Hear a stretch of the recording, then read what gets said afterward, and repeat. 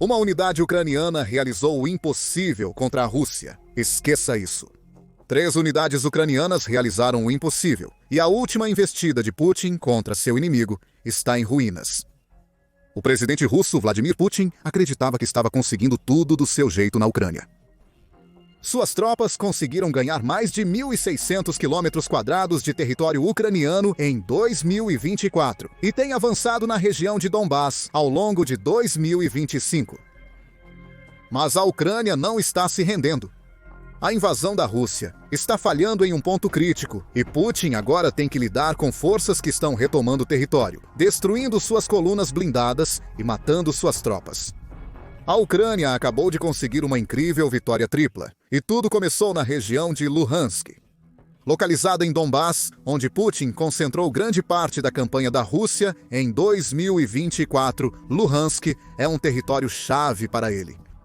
Faz parte do coração industrial da Ucrânia, e Putin o quer porque lhe dá acesso a infraestruturas vitais, além de alguns dos massivos recursos minerais da Ucrânia. É por isso que ele está pressionando tanto em Donbás. Putin vê dinheiro na região. Porém, ele perdeu um território crucial em Luhansk e, pela primeira vez em 3 anos, uma unidade ucraniana contra-atacou com sucesso. Segundo o The Military Show, soldados da 3ª Brigada de Assalto da Ucrânia anunciaram a libertação da aldeia de Nadir das forças russas. Segundo o relatório, publicado em 23 de março pelo canal Telegram da Brigada, a captura da aldeia de Nadir custou ao inimigo 2 meses de esforço e o aniquilamento completo dos regimentos mecanizados, 752 e 254 do 20º Exército Russo. Isso é enorme para a Ucrânia! Nadir foi alvo de constantes ataques russos desde o final de fevereiro de 2025, sendo um objetivo das forças de Putin muito antes disso. A Rússia capturou a vila, mas, como o Militânia aponta, não conseguiu avançar a partir daí para tomar o território ao redor. A razão é simples. A Ucrânia estava focada em retomá-la no que o veículo The Telegraph do Reino Unido chama de um raro sucesso, em uma área quase totalmente controlada pela Rússia, desde a invasão de 2022. Em suma, essa vitória não é um exemplo da Ucrânia defendendo uma posição contra a Rússia, mas mostra que a Ucrânia está partindo para o ataque, retomando o território que Putin pensava que suas tropas controlavam. Segundo o Telegraph, a Ucrânia reconquistou a aldeia em uma operação de 30 horas, recuperando 1 milha quadrada de território. O relatório dos militantes detalha que a operação começou com intensos ataques de artilharia da Ucrânia em Nadir, incluindo o uso de vários sistemas de lançamento de foguetes múltiplos lançamento de foguete sistema. Não especifica os tipos exatos de múltiplos lançamento de foguete sistema que a Ucrânia usou. Mas esses sistemas de artilharia poderosos podem disparar vários foguetes simultaneamente, geralmente na região de 6-12, para atingir a posição do oponente com poder de fogo explosivo. Os High Mobility Artillery Rocket System, fornecidos pelos Estados Unidos da América e aliados à Ucrânia, possivelmente usados pela 3ª Brigada de Assalto, são um bom exemplo de armamento que pode ter causado a maior parte dos danos. Com as tropas russas já dispersas pelo fogo do múltiplos lançamento de foguetes sistema, a Ucrânia seguiu com um ataque terrestre. O ataque envolveu vários brigada mecanizada de paraquedistas, 2 veículos blindados de combate de infantaria de fabricação russa. Eles entraram em serviço nas Forças Armadas Russas em 1980, sendo veículos soviéticos. A Ucrânia provavelmente os possui, porque seu exército dependia desses equipamentos antigos antes da invasão de Putin e da chegada de armamentos ocidentais. Cada brigada mecanizada de paraquedistas, 2 está equipado com um canhão estabilizado de 30 mm e uma metralhadora coaxial PKT de 7,62 mm montada à esquerda do armamento principal. Com um trio de lançadores de granadas de fumaça, você tem um veículo de combate que causa danos severos enquanto cobre seus rastros, dificultando a retaliação das tropas inimigas. Pense no brigada mecanizada de paraquedistas, 2 como um mini-tanque capaz de transportar até 7 soldados enquanto dispara contra uma posição inimiga. Isso parece ser como a Ucrânia usou para atacar Nadir. Mas o BMP-2 não estava sozinho. A Ucrânia usou tanques e blindados fornecidos pelo Ocidente no assalto, incluindo o M113 e o M577. O M113 é tripulado por 2 pessoas e pesa 12,3 toneladas em combate. Também pode transportar até 11 passageiros e é protegido por uma armadura totalmente fechada, feita com liga de alumínio aeronáutico 5083. Também é um veículo de grande impacto. O M1A3 é normalmente equipado com uma metralhadora M2 Browning calibre .50 como sua arma principal. Contudo, também pode ser equipado com armas antitanque, um lançador automático de granadas MK-19 de 40 mm e munições de canhão de alto explosivo. Versões mais complexas podem até ser montadas com o sistema de mísseis M47 Dragon, embora seja improvável que a Ucrânia tenha acesso a isso. O Army Guide descreve o M577 como um M113 com um teto mais alto atrás da posição do motorista. É um veículo de posto de comando, equipado com conjuntos de rádio adicionais que poderiam ter permitido à 3ª Brigada de Assalto da Ucrânia coordenar seus assaltos com o restante de seus tanques e veículos blindados. Além disso, a maioria dos veículos blindados ucranianos parecem estar equipados com grandes antenas de guerra eletrônica. Essas antenas provavelmente foram usadas para proteger contra drones russos, permitindo que a 3ª Brigada de Assalto da Ucrânia pudesse contra-atacar Nadir sem se preocupar com ataques aéreos de drones explosivos em seus veículos. Com todo esse armamento, podemos imaginar como a Ucrânia conseguiu libertar Nadir.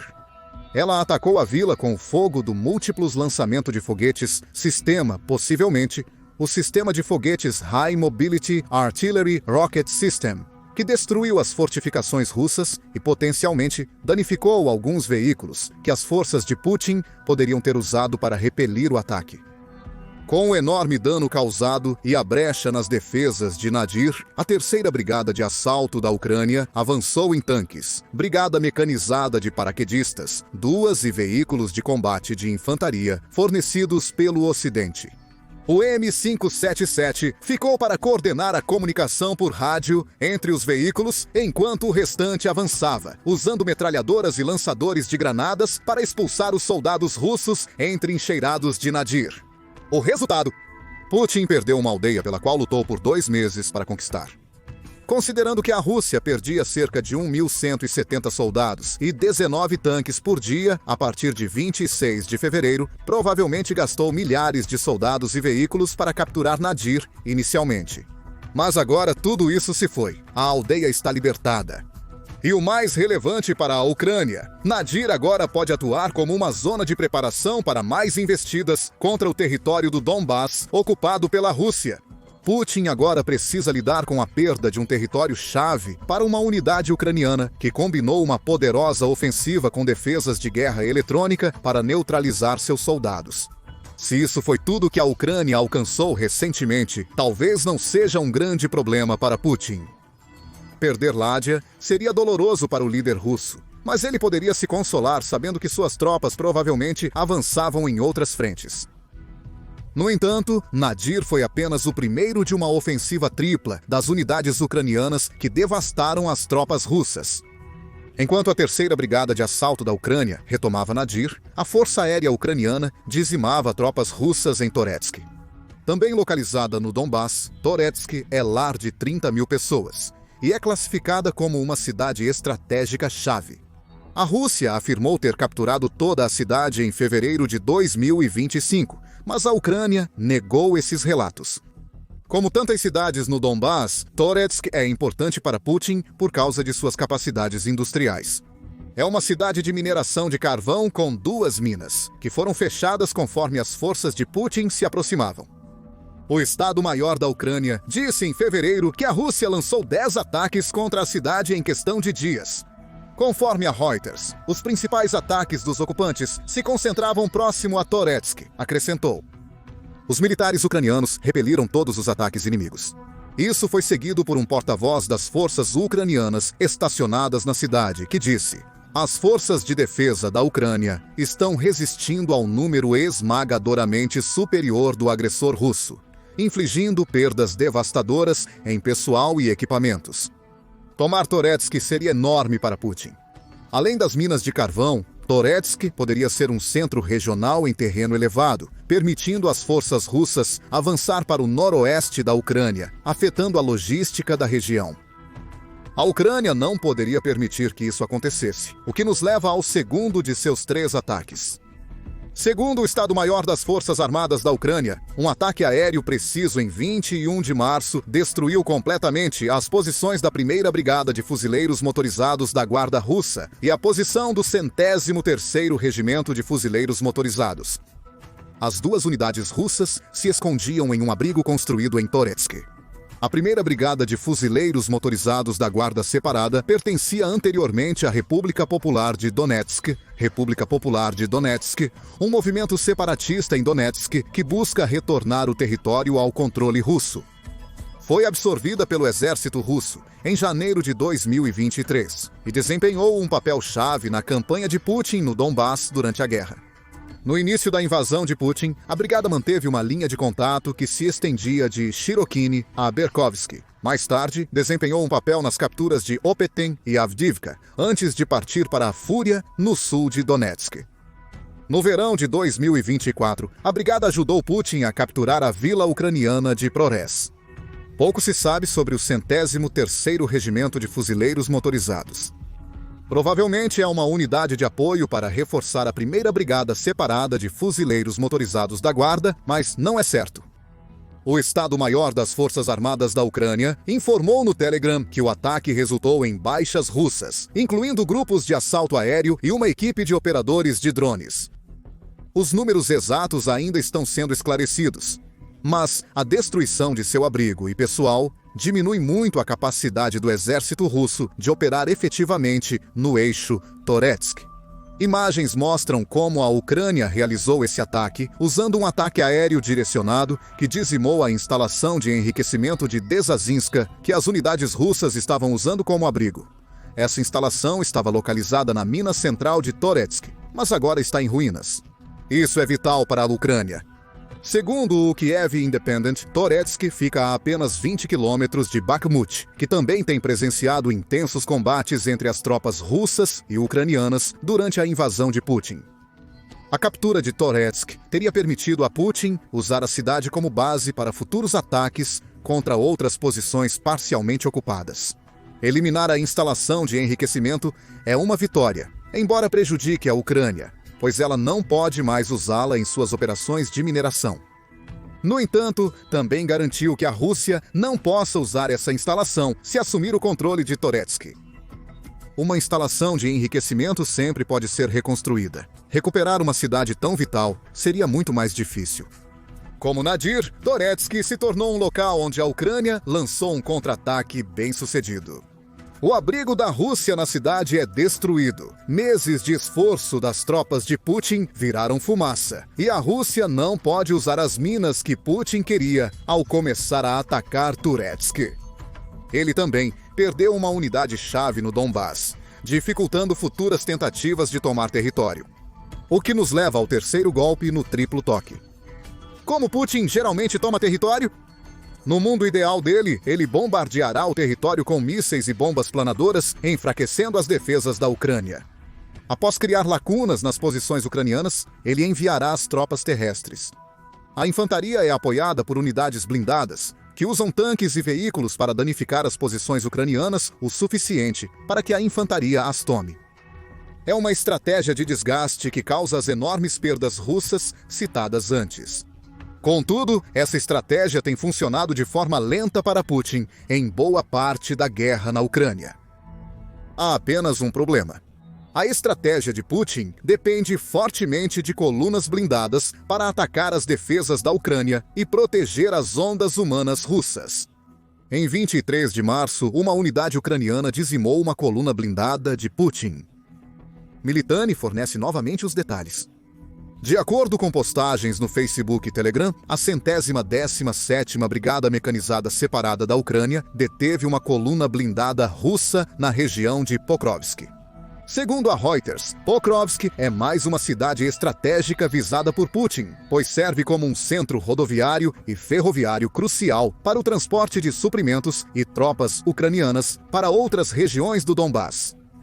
Também está em uma estrada crucial usada pelo exército ucraniano para abastecer outros postos avançados sitiados, segundo a Reuters.